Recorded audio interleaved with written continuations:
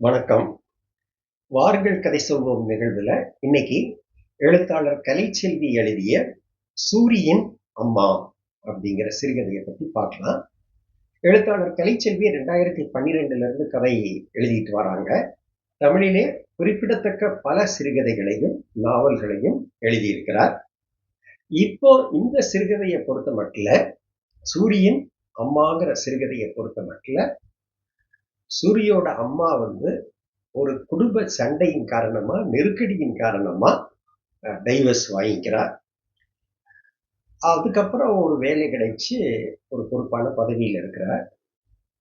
அவளோட மகன் நீண்ட நெடிய காலத்துக்கு அப்புறம் அவங்க அம்மாவை பணம் வேணும், அவன் ஒரு வேலையில போய் சேரணும்னா ரொம்ப பணம் கட்ட வேண்டியிருக்கு, அதுக்காக அவங்க அம்மாவை சந்திக்கிறதுக்கு வாரான். அப்ப என்ன நடக்குது, அவங்க அம்மா அப்பாவோட வாழ்க்கையில முன்னாடி நடந்த சம்பவங்கள் எல்லாம் என்ன அப்படிங்கிறத குறித்து எல்லாம் இந்த கதையில பேசியிருக்கிறாரு எழுத்தாளர் கலைச்செல்வி. சரி, கதைக்குள்ள போயிடலாம். அத்தை நீட்டிய காப்பியை வாங்கி கொண்டான் சூரி அப்படின்னு சொல்லி கதை ஆரம்பிக்குது. அந்த காப்பியை பார்க்கறான். அந்த காப்பி ஒரே பஞ்ச காப்பியா இருக்கு. அது என்ன பஞ்ச காப்பி அப்படின்னு பார்த்தோம்னா, அதுல காஃபியோட டேஸ்ட், காஃபி பாலோட திக்னஸ் எதுவுமே கிடையாது. என்ன இருக்கு அப்படின்னு பார்த்தோம்னா, அது சூடா இருக்கு, அது தண்ணி இருக்கு, இந்த ரெண்டு இருக்கு, வேற எதுவுமே இல்லை. இவனுக்கு காப்பின்னா நல்ல நுரையோட டிகாஷன் பொங்க பொங்க இருக்கணும். இவனுக்கு இதெல்லாம் போச்சு. எப்பல இருந்து போச்சுன்னா, இவன் 10ஆம் கிளாஸ் படிக்கிற காலத்துல இருந்தே போச்சு. இப்ப காலேஜ் படிச்சு முடிச்சுட்டான். ஏன்னா அவங்க அப்பா அப்பதான் இன்வாலிடேஷன், உடம்பு சரியில்லை அப்படின்னு சொல்லி வேலையில இருந்து விலகிக்கிட்டார். அதுல இருந்து சம்பளம் கிடைக்கிறது இல்லை. அதனால அப்போ அவங்களுடைய வாழ்க்கை நெருக்கடியில அப்படியே செலவுகள் மட்டுப்படணும், செலவுகள் அதிகமாக இருக்கு, வரவு குறைவா இருக்கு. அதனால குடும்பம் பெரிய கஷ்டத்துல இருக்குது. குடும்பத்துல இப்ப யாரு இருக்கா அப்படின்னு கேட்டேன்னா, சூரி, அவனோட அப்பா, அப்புறம் அவனோட அத்தை, அப்புறம் அவனோட அப்பாவோட அம்மா. அப்பாவோட அம்மா அப்பாயி அப்படின்னு சொல்றாங்க. அங்க இவங்க 4 பேர் இருக்காங்க. இந்த நெருக்கடியில தான் இவன் இவன் காலேஜ் எல்லாம் படிச்சு முடிச்சிருக்கான். அந்த வீட்டுல பார்த்தோம்னா, அந்த ஹாலில் ஒரு முக்கோண சைஸுக்கு வயர்ல பின்னப்பட்ட சோஃபா ஒன்று கிடக்கும். அதுல ஊர்லாப்பட்ட அவ்வளவு அழுக்கும் அந்த சோஃபால தான் உட்காந்துக்கும். அந்த குஷன் என்னடான்னா அமுங்கி போய் கிடக்கும். அப்படியாவது ஒரு வீடு இருக்கே அப்படின்னு சொல்லுவான் அவங்க அத்தைக்காரி. அவங்க அப்பாயி என்ன சொல்லுவான்னா, அவங்க வீட்டுக்காரர் சிங்கப்பூர்ல எலக்ட்ரிக்கலா வேலை பார்த்தாரு. அந்த வேலை பார்த்ததுல அவங்க உருப்படியா பண்ண ஒரே வேலை இந்த வீட்டை வாங்கினதுதான் அப்படின்னு அவங்க அப்பாயியும் சொல்லுவான். இப்போ இவங்க அத்தைக்காரி இவன்கிட்ட சொல்லுவா. ஏன்னா இவன் அவன் அவங்க அம்மாவை போய் பார்க்கணும். அந்த நிலைமையில கதை போய்கிட்டு இருக்கு. இங்க பாரு, அவ பெரிய ராங்கிக்காரி, நீ போய் ரொம்ப ஜாக்கிரதையா அவட்ட அழுத்தி பேசணும் அப்படின்னு சொல்ற. இவங்க அப்பா வெளியே வாக்கிங் போயிட்டு வந்தவர் வெளியே நடைப்படியில உட்காந்துக்கிறாரு. உட்காந்துட்டு இவர் ஏற்கனவே ஒரு சுகர் பேஷண்ட், பயங்கரமா சுகர்னால பாதிக்கப்பட்டு கண் பார்வை பாதிக்கப்பட்டிருக்கும், லிவர் பாதிக்கப்பட்டிருக்கும், கல்லீரல் பாதிக்கப்பட்டிருக்கும். எல்லாம் எவ்வளவு ட்ரீட்மெண்ட் எடுத்தும் பெரிய அளவில் எல்லாம் குணம் ஆகலை. இவர் தினத்தந்தி எடுத்து பார்த்துக்கிட்டு இருக்காரு. தினத்தந்தி எடுத்து புரட்டி பார்த்துக்கிட்டு இருந்தா கூட அவரோட கவனம் எல்லாம் உள்ள அவ தங்கச்சி பையன்கிட்ட சொல்றதுலதான் என்ன நடக்குங்கிறது தான் பார்த்துக்கிட்டு இருப்பாரு. ஆனா என்னத்தை பார்த்தாலும் இந்த மனுஷன், சூரியோட அப்பா வாய் திறந்து எதையும் பேச மாட்டார். எதையும் தாட்டியமா தன்னோட கருத்து என்ன அப்படிங்கிறத சொல்லவே மாட்டார். ஆச்சா, இவன் இவனுக்கு எல்லாம் இவங்க அத்தை, பாட்டி, ஆச்சி, அப்பாயி இவங்க சொல்றதுதான் இவன். கேட்டு நடக்கக்கூடிய நிலைமை இருக்கு வீட்டில். இவனுக்கு பழைய நினைவு போகுது. இவன் பிறந்ததுல இருந்தே வந்து அவனோட அம்மாவாலையும் அவங்க அத்தை இவங்க 2 பேரோட கையிலையும் தான் இவன் வளர்ந்தான். இவங்க அப்பாவை விட அவ சின்ன பொண்ணு தான், அவங்க அத்தை. அதனால அவளுக்கு கல்யாணம் ஆகிற முடிய அவ கல்யாணம் ஆகையில இவனுக்கு ஒரு 4 வயசு. அதனால அது வரைக்கும் 2 பேருமே அவனை பார்த்துக்கிட்டாங்க. அவங்க அத்தை வந்து அவங்க அம்மாவோட அழகா இருப்பா. அவன் இப்பவும் கூட அழகா இருக்கா. அதனால கல்யாண சமயத்துல ரொம்ப அழகா இருந்திருப்பா. அவன் 4 வயசுங்கிறதுனால அந்த நினைவுகள்லாம் உனக்கு கொஞ்சம் தான் ஞாபகம் இருக்கும். ஆனா அந்த புகைப்படங்களை திருப்பி பழைய புகைப்படங்கள் எல்லாம் எடுத்து பார்க்கையில பழைய நினைவுகள் எல்லாம் அவனுக்கு வரும். அந்த கல்யாண சமயத்துல வந்து கல்யாணத்துக்கு வர்றவங்க எல்லாம் பல பேர் சொல்லுவாங்க, இப்படி உங்ககிட்ட இவ்வளவு தூரம் ஒட்டுதலா இருக்கானே, நீ போனதுக்கு கல்யாணம் பண்ணி புகுந்து வீட்டுக்கு போனதுக்கு அப்புறம் உன்னை ரொம்ப தேடி தவிஞ்சு போயிருவான் புள்ள அப்படிங்கிறாங்க. இவனோட சூரியோட அம்மா வந்து இதுதான் நல்ல சந்தர்ப்பம்னு சொல்லி பையனை தூக்கி இடுப்புல வச்சுக்கிறான். ஆனா இந்த அப்பாயி இருக்கா இல்லையா, இந்த கல்யாணத்துல நடக்கிற சம்பவம் இது. இந்த அப்பாயி வந்து மருமகளை விரட்டுறா. போதும் போதும் பிள்ளைய கூட என்கிட்ட, நீ போய் பந்திய போய் பாரு அப்படின்னு அவளை விரட்டி விடுறா. இவன் கை நீட்டுறா, அவ அப்பாயி கை நீட்டுறா. இவனும் சூரியும் அவங்க அம்மாட்ட இருந்து அவங்க அப்பா கிட்ட தாவி போறான். இப்போ இந்த இந்த விஷயம் இப்படி இதெல்லாம் அவனோட நினைவுக்கு வருது. அடுத்து என்ன செய்யலாம் ஏது அப்படின்னு யோசிச்சுக்கிட்டே இருக்கான். பழைய நினைவு திரும்பவும் ஓடுது. அந்த இருளடைஞ்ச இதாத்தான் இப்பவும் அந்த வீடு இருக்கும்.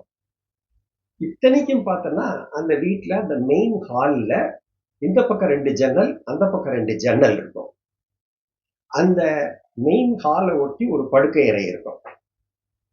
அவங்க அம்மா அந்த வீட்டுல இருந்த வரைக்கும் அந்த படுக்கை அறையை வந்து அவன், அவங்க அப்பா, அவங்க அம்மா இவங்க 3 பேரும் தான் அந்த படுக்கை அறையை உபயோகப்படுத்திட்டு இருந்தாங்க.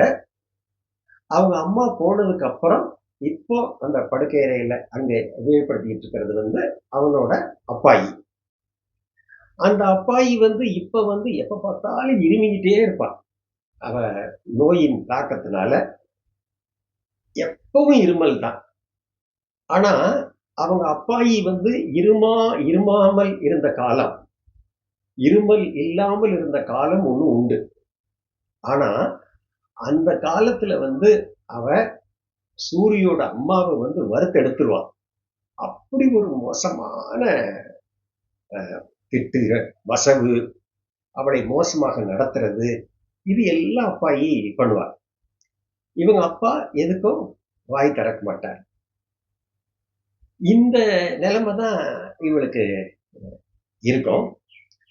இவன் வந்து அதெல்லாம் பார்த்துதான் வளர்ந்திருக்கான். இவன் இதெல்லாம் அவனுக்கு நினைவுக்கு வருது. அப்புறம் அடுத்து என்ன பண்றது ஏதுன்னு ஏன்டா இவங்க இவங்க அத்தைக்காரி கேட்கிறா, என்னடா இன்னும் காப்பியை குடிச்சியா இல்லையா வச்சுக்கிட்டே இருக்கியே அப்படின்னு. இவன் வந்து சொல்றான், எனக்கு போய் அவங்கள போய் பார்க்கணும் அப்படிங்கிறதே எனக்கு கடுப்பா இருக்கு அப்படின்னு சொல்றான் இவன். உடனே அவங்க அத்தைக்காரி சொல்றா, ஏன்டா உனக்கு ஏன் கடுப்பா இருக்கணும், அவ வந்து உனக்கு செய்யறதுக்கு கடமைப்பட்டிருக்கா, அந்த பொம்பளைக்கும் கடமை இருக்குல்ல அப்படின்னு சொல்றா. இவன் யோசிக்கிறான். இவன் அத்தகை எந்திரிச்சு வந்து அவனோட தலைய தடவி கொடுத்து தன்னோட அணைச்சிக்கிறா. அவ, நீ போய் அவட்ட கேட்க வேண்டியதை ஒழுங்கா கேளு அப்படின்னு சொல்றா. இவனும் சரின்னு தலையாட்டுறான். மணி வந்து காலையிலேயே அப்புறம் இது பண்ணி விடுறான். நேராச்சு, காலையில் 7 மணிக்கு சீக்கிரமா நீ குளி, சீக்கிரமா குளிச்சீங்கன்னா ஸ்கூல் வர்ற பசங்க இதெல்லாம் முந்தி நீ சீக்கிரமா கிளம்பி போயிடலாம் அப்படின்னு சொல்றா. இவன் வந்து பதிலுக்கு கேள்வி கேட்குறான். இப்போ நான் போய் அங்க வந்து அவங்க வந்து என்கிட்ட ஏன் வந்த அப்படின்னு கேட்டாங்கன்னா, நான் என்ன பதில் சொல்றது அப்படின்னு அவன் கேட்குறான். உடனே இவ இவ அத்தைக்காரி சொல்றா, ஏன் வந்தேன்னா, ஏன் ஏன் வரக்கூடாதா? உனக்கு எல்லா விதமான உரிமையும் இருக்கு. அவ உனக்கு கொடுக்கறதுக்கு கடமைப்பட்டிருக்கா. உன்கிட்ட ஏதாவது அவ கேள்வி கேட்டான்னா, அங்கிருந்து நீ என்கிட்ட அலைபேசி, மொபைல்ல நீ என்கிட்ட பேசு. நான் பேசுறேன் அவகிட்ட அப்படின்னு சொல்றா. இவ உறக்க எல்லாத்தையும் பேசினதுக்கு அப்புறம் தான் இவனுக்கு உடல்லையும் மனசுலையும் தைரியம் வருது. அவங்க அப்பாயியும் அவளோட பங்குக்கு அவ என்ன கேட்டுருவாளா கேள்வி? சொன்னா சோத்துக்கு, சொன்னா சொரக்காய்க்கு உப்பு இல்லை அப்படின்னு சொல்லி, அப்படின்னு அவளும் இந்த வயசான காலத்திலையும் கூட அவளும் அந்த கேள்விய கேட்பான். இவன் வந்து சரி இதுக்கு மேல பேசிட்டு இருக்க முடியாதுன்னு சொல்லிட்டு அவ பாத்ரூம்ல துண்டு எடுத்து போட்டு சீக்கிரம் குளிச்சுட்டு வாங்குறா. இவன் போறான். போயிட்டு குளிச்சு முடிச்சுட்டு கிளம்புறான். இப்ப தொடர்ந்து அவனுக்கு அந்த பழைய நினைவுகள் எல்லாம் வரும். கதாசிரியரும் அவருடைய இதுல சொல்றாரு, எல்லாத்தையுமே சொல்றாரு. யோசிக்கையில இங்க இவளோட அப்பா, இவங்க அம்மாவோட அப்பா இறந்து போயிடுவாரு. இறந்து போயிடுறப்போ அவங்க அம்மா வந்து கதறி கதறி அழுகுதா. கதறி கதறி அழுத உடனே இவங்க அப்பாயி இருக்காங்க இல்லையா, அவ கொஞ்சம் கூட இறக்கமே இல்லாம, என் மகன் வந்து கவர்மெண்ட் ஆபீஸ்ல வேலை பார்க்கான். ஒவ்வொருத்தரும் கவர்மெண்ட் ஆபீஸ்ல வேலை பார்க்காங்கன்னா எவ்வளவு தூரம் சொத்தையே கொண்டு வந்து காலில் கொட்டுறாங்க தன்னோட மாப்பிள்ளைக்காக.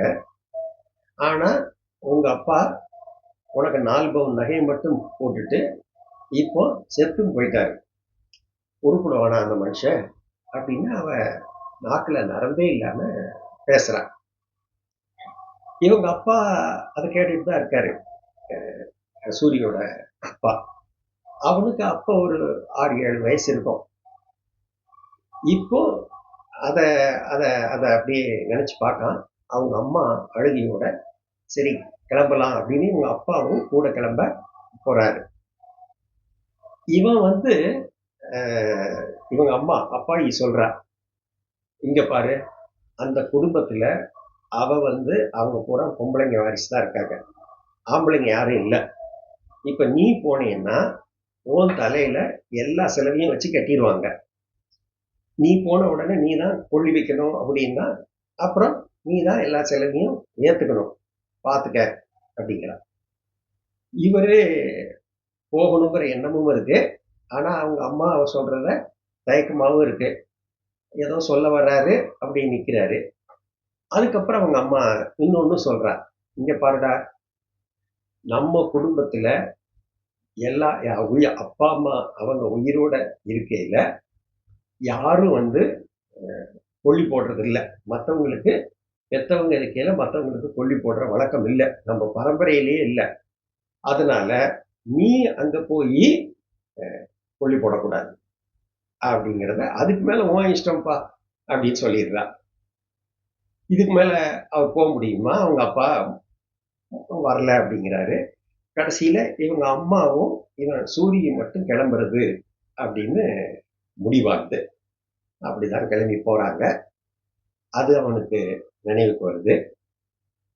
அப்புறம் இவனுடைய அத்தை கல்யாணமாகி போயிட்டா இல்லையா, கல்யாணமாகி போயிட்டதுக்கு அப்புறம் உள்ள காலங்கள் எல்லாம் கொஞ்சம் பசுமையான காலங்கள். என்ன அப்படின்னு கேட்டோம்னா, அவன் சின்ன பையன். அவனை அவங்க அம்மா வந்து ஸ்கூல்ல கொண்டு போய் டிவிஎஸ் எக்ஸல் வண்டி ஓட்டிட்டு அவங்க அம்மா கொண்டு போய் சந்தோஷமா இருப்பா பையனோட இருக்கிறதுல. வண்டியில கொண்டு போய் அவனை ஸ்கூல்ல விடுவா. அவங்க அம்மா ரொம்ப அழகா அந்த முடிய எல்லாம் கீழே இருக்கிறதெல்லாம் பெரிய முடி, அதை வெட்டி அந்த கூந்தல்ல ஒரு பந்து கணக்கா போட்டு வச்சிருப்பா. இவன் வண்டியில ஏறி போகையில அந்த கூந்தல தான் அந்த பின்னாடியெல்லாம் பிடிச்சிட்டு உட்காந்துருப்பான், ஜாலியா இருப்பான். இவங்க அம்மா இவங்க கூட பேசிட்டே வருவா, ஏதாவது பேசிட்டே வருவா, இவனும் பதில் சொல்லிட்டே இருப்பான். அப்புறம் அவங்க அம்மா நல்லா சந்தோஷமா சினிமா பாட்டெல்லாம் நல்லா வாய் விட்டு பாடுவா. அவனே டேய் பாடுறா சூரி அப்படின்னு சொல்லுவா. இவனும் மழலை குரல்ல ஏதாவது ஒன்று ரெண்டு பாடுவான். அதெல்லாம் அவனுக்கு நினைவுக்கு வருது. இப்படியெல்லாம் மகிழ்ச்சியா தானே நம்ம இருந்தோம் அப்படின்னு சொல்லி. இதுக்கிடையில இவங்க சித்தி, இவங்க அத்தை, இவ என்னடா என்ன கிளம்புறியா எப்படி அப்படின்னு கேள்வி கேட்கிறா. இவன் வந்து கிளம்புறேன் அப்படிங்கிறான். அதாவது எல்லாரும் அவங்க கிளம்புறம்மா சரிம்மா அப்படின்னு தான் அம்மா தான் சொல்லுவாங்க. இவனுக்கு இந்த அம்மாங்கிற இடத்துல அத்தை அப்படின்னு ஆயிப்போச்சு.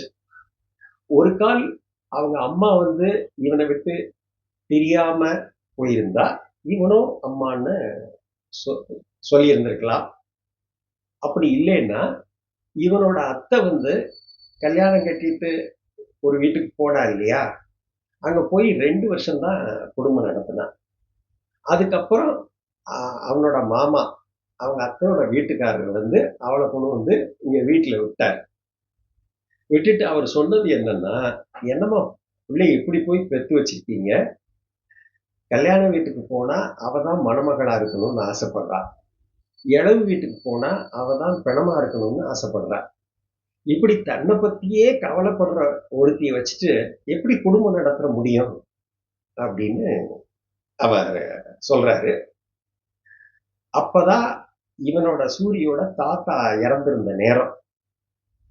இவன் வந்து இவங்க அம்மாக்காரி இருக்கா இல்லையா, இவ யாரோட அம்மா, இவன் சூரியோட அப்பாவோட அம்மா, அதாவது சூரியோட அப்பாயி. சூரியோட அப்பாயி வந்து சரிக்கு சமமா நின்று அவங்க மாமா கூட சண்டை போடுறான். அவர் பேசுனதுக்கெல்லாம் இவளும் பதில் பேசுறா. இவர் மாமா வந்து இங்க என்ன குற்றச்சாட்டை சொன்னாரோ தன்னோட மனைவி மேல, அதே இதைத்தான் வக்கீல வச்சு டைவர்ஸ் வாங்கலையும் அதே குற்றச்சாட்டை தான் கோர்ட்லேயும் சொன்னாங்க. இப்படி ஒரு இதா இருக்கிறா, எதை பத்தியுமே குடும்பத்தை பற்றி அக்கறை இல்லாம இருக்கா, இத மாதிரி பல விஷயங்களை சொல்றாங்க கோர்ட்ல. அதையும் சொல்லி சொல்லி இவங்க அப்பாயி அவரை திட்டுவார். இதையும் அவங்க அப்பா வந்து பார்த்துக்கிட்டு தான் இருப்பார். சூரியோட அப்பா வந்து வேடிக்கை பார்த்துக்கிட்டு தான் இருப்பார். அதுவும் அவனுக்கு நினைவுக்கு வருது, எல்லாமே நினைவுக்கு வருது.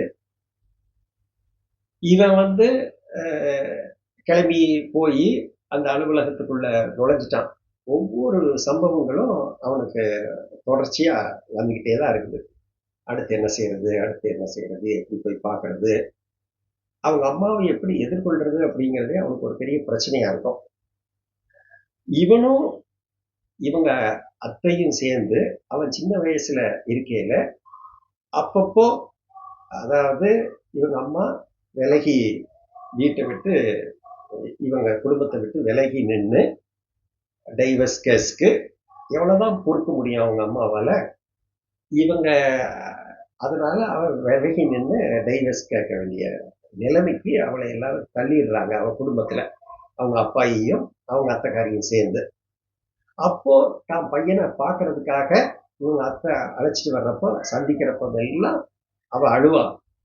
இவன் பையனும் சின்ன வயசு தானே, அழுவான். இப்படிதான் ஒரு தடவை வந்து அவ வந்து ரொம்ப ஓங்கி அழுவா, தாங்கவே மாட்டாம அழுவா.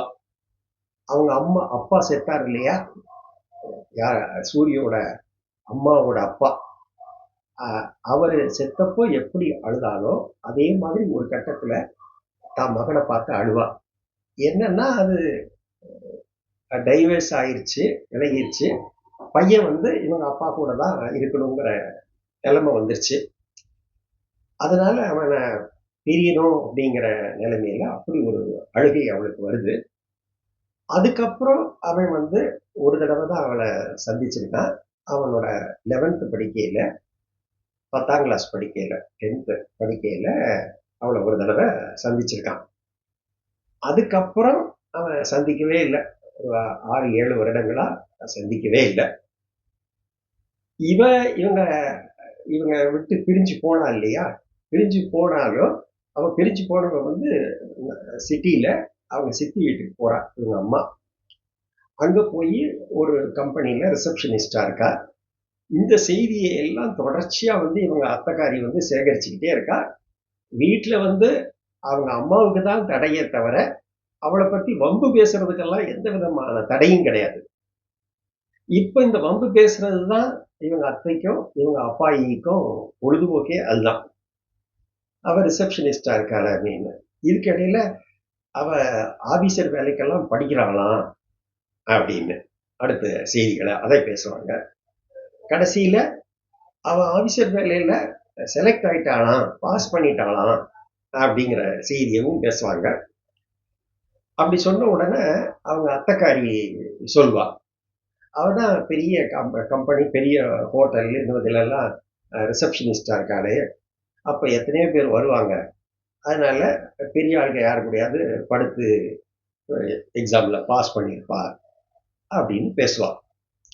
அப்பவும் கூட அவங்க அப்பா வந்து பொறுமையா தான் கவனிச்சுட்டு தான் இருப்பாரே தவிர ஒன்றும் பேசவே மாட்டாரு. அவங்க அப்பா எதுக்கு ஒரு செயல் செஞ்சதை அவன் ஒரு தடவை தான் பார்த்திருக்கான் சூரி வந்து.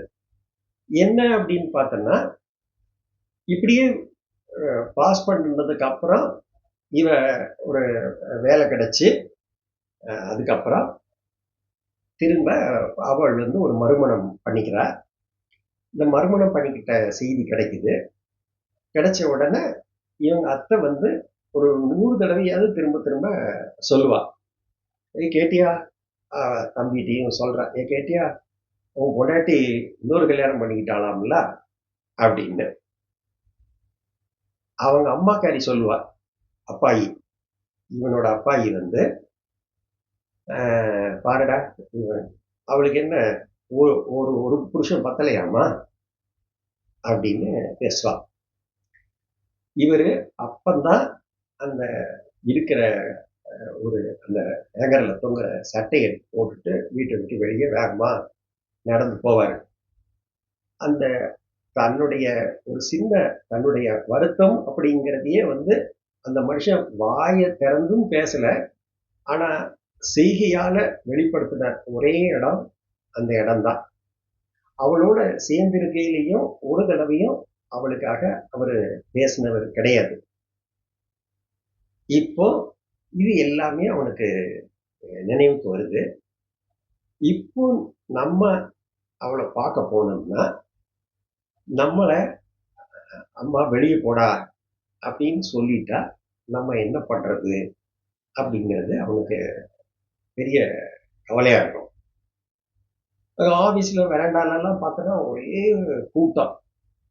அவங்க அம்மா எந்த ரூம்ல இருக்காங்கன்னு விசாரிப்பான். அப்போ ஃபர்ஸ்ட் ஃப்ளோர்ல ஸ்டெப்ஸ் ஏறி போனோம்னா வலது பக்கத்துல 2வது ரூம்னு சொல்லுவாங்க. அந்த பதில அவங்க சொல்றப்ப கூட ஒரு மரியாதையா சொல்றதை இவன் வந்து கவனிப்பான். சூரி வந்து மேல ஏறி போறான். இவனுக்கான தயக்கம் வந்து இருந்துகிட்டே தான் இருக்குது. உள்ள ரூம்ல அந்த கண்ணாடி அந்த ரூம்க்கு கதவுல மாட்டியிருக்கீங்க ஒரு சின்ன இது, அது வழியா உள்ள பார்க்குறான். அவங்க அம்மா வந்து உள்ள அறையில வந்து அந்த சுழல் நாற்காலியில உட்கார்ந்துருக்கா, கண்ணாடி போட்டிருக்கா. ஒரு சின்ன மேவாய் இருக்குது, நெத்தி சிறிய நெத்தி வந்து நெத்தியில மேல இருந்து தொடர்ச்சியா முடி இருக்கும். இப்போ அவங்க அம்மாவை பார்த்த உடனே இவனுக்கே வந்து அவன் அப்படியே அவங்க அம்மா மாதிரி தோற்றத்துல இருக்கான் அப்படிங்கிறத இவனே உணர்வான். உணர்ந்துட்டு ஐயோ அம்மா மாதிரி இப்படியே இருக்குமே அப்படின்னு நினைச்சிட்டு அவன் மேலேயே அவனுக்கு ஒரு வெறுப்பு வரும். சரி அப்படின்னு சொல்லிட்டு கதவை தட்டுறான். தட்டின உடனே உள்ள வந்து உள்ள வர சொல்லி அவனுக்கு அழைப்பு வருது. உள்ள போறான். இவங்க அம்மா பார்க்குறா. பார்த்த உடனே அவளுக்கு ஒரு தவிப்பு, ஒரு மகிழ்ச்சி எல்லாமே சேர்ந்து வருது. தன்னோட சேர்ல இருந்து எந்திரிச்சு வந்து மகனை கையை பிடிச்சிட்டு அப்புறம் அவனோட தோளோட சேர்த்து அவனோட முழங்கையோட சேர்த்து அவனை அழைச்சிட்டு வாரா. அழைச்சிட்டு வந்து சேர்ல உட்கார வைக்கிறார். உட்கார வச்சுட்டு தன்னுடைய ரொட்டேட்டிங் சேர் இருக்கு இல்லையா, அந்த நாற்காலியை இழுத்து போட்டு அவன் பக்கத்துல இருந்து என்ன ஏதுன்னு கேட்குறா. அவளுக்கு ரொம்ப மகிழ்ச்சியா இருக்குது பையனை பார்க்கல. அது அவனுக்கே தெரியுது. இவன் வந்து மனசுக்குள்ள இவன் என்ன அப்படின்னு சொல்லிடுவோம் அப்படிங்கிறதுக்காக இவன் என்னன்னு கேட்ட உடனே இவன் டக்குன்னு பணம் வேணும் அப்படின்னு பதில் சொல்றான். இவங்க அம்மாவோட ரெஸ்பான்ஸ் எப்படி இருக்குதுங்கிறத பார்த்தோன்னா, அவ வந்து சொத்தே கேட்டா கூட தரதுக்கு தயாரா இருப்பா போல. அப்படி ஒரு தோற்றத்துல அவ இருப்பா.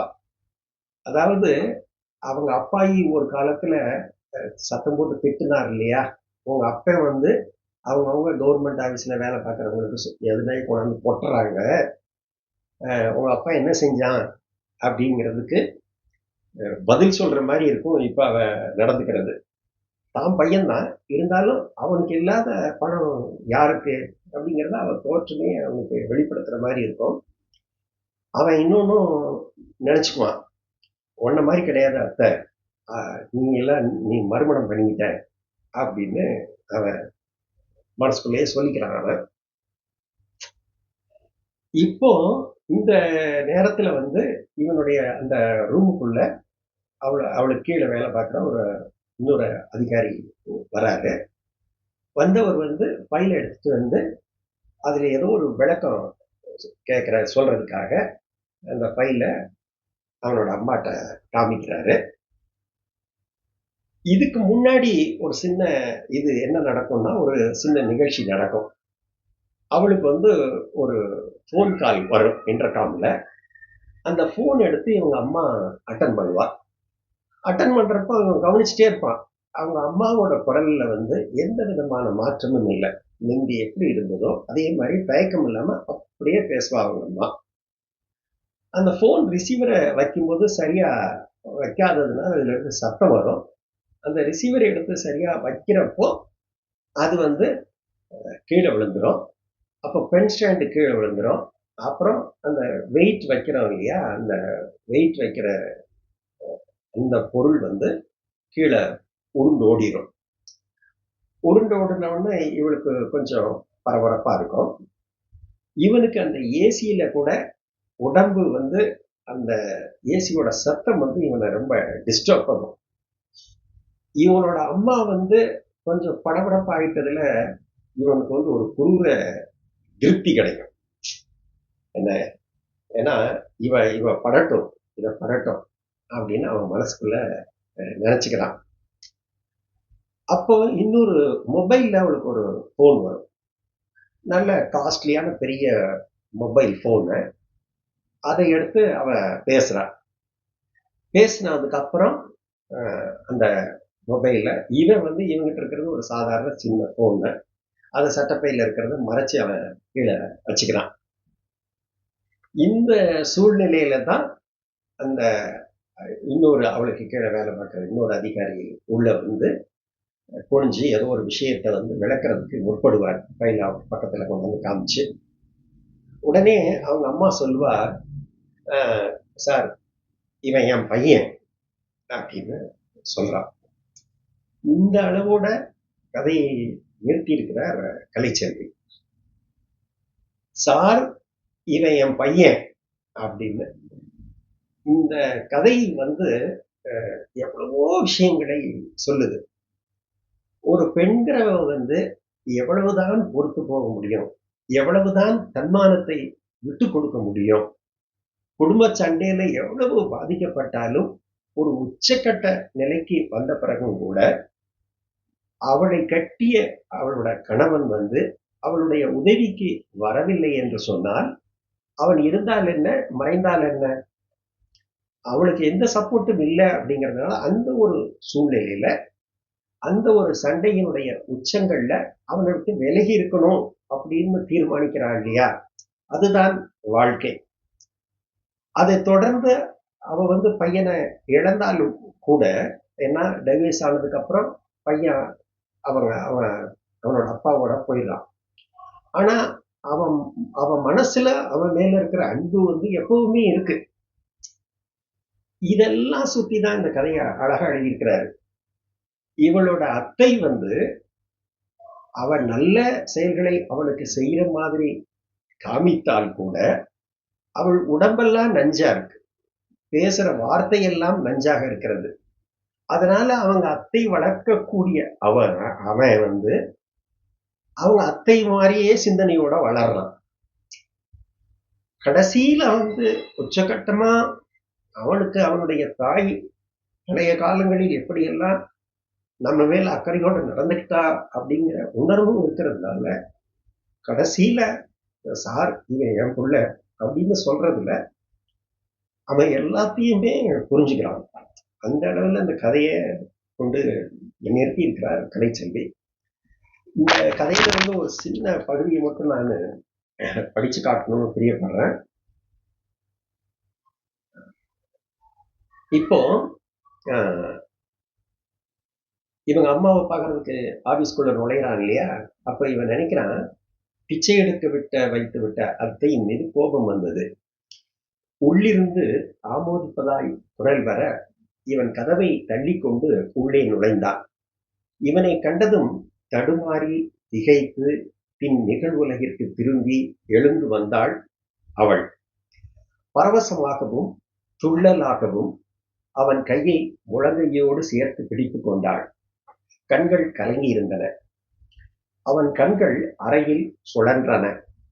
ஒரு ஆள் படுத்து உருளும் அளவுக்கு பெரிய மேஜை, சுழல் நாற்காலி, முன்புறம் விருந்தினர் இருக்கைகள், பவ்யமாக ஒதுங்கியிருந்த கம்ப்யூட்டர் கணினி, ஸ்கேனர், ஃபேக்ஸ் எந்திரங்கள் என அறை நவீனமாக இருந்தது.